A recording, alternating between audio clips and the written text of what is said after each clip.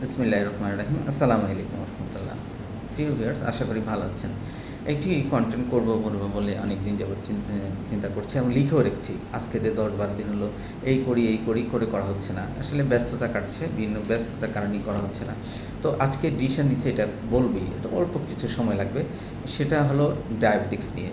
Diabetics তো এটা একটা মহামারী রোগ। এটা আগে আমি বলেছি আমার বিভিন্ন ভিডিওতে। আমাদের সমাজে এই যে প্রচুর মানে ছড়িয়ে যাচ্ছে।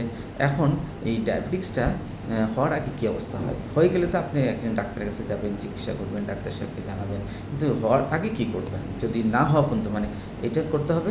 মানে মানুষের ডায়াবেটিস কম হয় আসলে ইনসুলিনটা রেজিস্ট্যান্স হলেই ডায়াবেটিসটা হয়। অ্যান্ড ইনসুলিনটা রেজিস্ট্যান্সটা কি গল্প বলবেন। যদি আপনি ধরেন আপনি একটা ঘরের ভিতরে ঢুকতে যাচ্ছেন, কিন্তু যদি ঘরের দরজা এত লক করা থাকে তাহলে তো আপনি ঘরে ঢুকতে পারবেন না, মানে সেই লোহার গেট টেট দেওয়া থাকে, মানে মানে চাবি আপনার কাছে থাকে না, তাহলে ইনসুলিনটা যে মানে এটা তখন তো আপনি ঘরে ঢুকতে পারবেন না। ইনসুলিন একই রকম, যখন ইনসুলিন আমাদের প্যানক্রিয়াস থেকে তৈরি হয় তখন সেটা ব্লাডে আসে।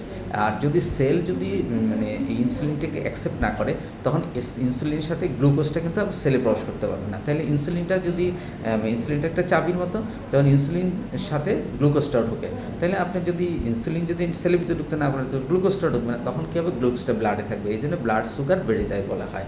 তাহলে এটাই ইনসুলিন রেজিস্ট্যান্স, মানে আপনার সেলের ভিতরে ইনসুলিনটা ঢুকতে পারছে না, গ্লুকোজও ঢুকতে পারছে না। তাহলে কী হবে, এটা হবে আপনাকে কিছু নিয়ম ফলো করতে হবে। খাদ্য তালিকাতে অতিরিক্ত চিনি একদম বাদ দিতে হবে, কার্বোহাইড্রেট, ভাত টাত এগুলি কম খেতে হবে, চিনিটা বাদ দিতে হবে।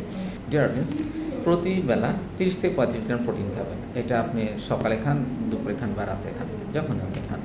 আর তারপরে আল্ট্রা প্রসেস ফুড সময় আপনার খাদ্য তালিকাতে একদম বাদ দিতে হবে। মজা করে এগুলি খাওয়া যাবে না। আল্ট্রা প্রসেস ফুড কেমন, চিপস, বিস্কিট, চানাচুর, তারপরে তেলে ভাজা, তেলে ডুবানো খাবার, দীর্ঘদিন প্রসেসকৃত ফুড, বিভিন্ন ফাস্টফুড, এগুলি আপনি সুযোগ পেলেও খাবেন না, এগুলি সুযোগ পেলেও খাবেন না।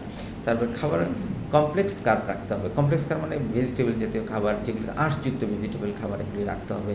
পরে 10 থেকে 15 মিনিট হাঁটবেন, তাহলে মানে আপনার যে ব্লাড সুগার যে পিক হয় ইনসুলিনটা এটা নিচে নামবে। তারপরে নিয়মিত ওয়েট লিফটিং করবেন। ওয়েট লিফটিং করলে মাসেলসগুলো বেন্ডিং হবে। মাসেল বেন্ডিং হলে ওটা কী করে, গ্লুকোজের আপনার একটা স্টোর হাউস হিসেবে কাজ করে। এটা নিয়ে আরেকদিন কথা বলবো। মাসেলসগুলো বেন্ডিং হলে গ্লুকোজের স্টোর হাউস হিসেবে কাজ করে। অতিরিক্ত ওজন কমাতে হবে। অতিরিক্ত ওজন সব কিছুর জন্য, ডায়াবেটিস, প্রেশার, সব কিছুর জন্যই রিস্কি। প্রতিদিন 7-8 ঘন্টা ঘুমাতে হবে।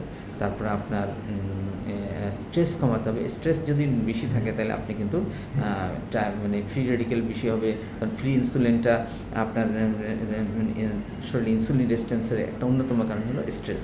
স্ট্রেস থাকলে কর্টিসল হরমোন বেড়ে যায়, এবং এটার একটা মেকানিজম আছে যে কর্টিসল হরমোন তখন আপনার সেলগুলো ভালো মতো কাজ করতে পারে না, এবং ইনসুলিনটা আপনার ব্লাডে থাকে যায়। যদি ব্লাডে ইনসুলিন থাকে, একই সাথে আপনার কার্বোহাইড্রেট ইনসুলিন ব্লাডে থাকবে। তো খাওয়ার সময় সবার আগে একটা মেকানিজম অনুসরণ করতে, সবার আগে ফাইবার বা সবজি জাতীয় খাবার খাবেন, তারপর প্রোটিন খাবেন, ডাল খাবেন, এবং মানে সবার শেষে কার্বোহাইড্রেট খাবেন, কার্বোহাইড্রেট জাতীয় খাবার খাবেন। এই মেকানিজমটা অনুসরণ করবেন। তো ডিয়ার অডিয়েন্স, আসলে আজকে যেটা বললাম যে ডায়াবেটিস হওয়ার আগেই কী করে ডায়াবেটিসটা প্রতিরোধ করবেন, আশা করি আমার ভিডিওটা আপনার ভালো লাগবে।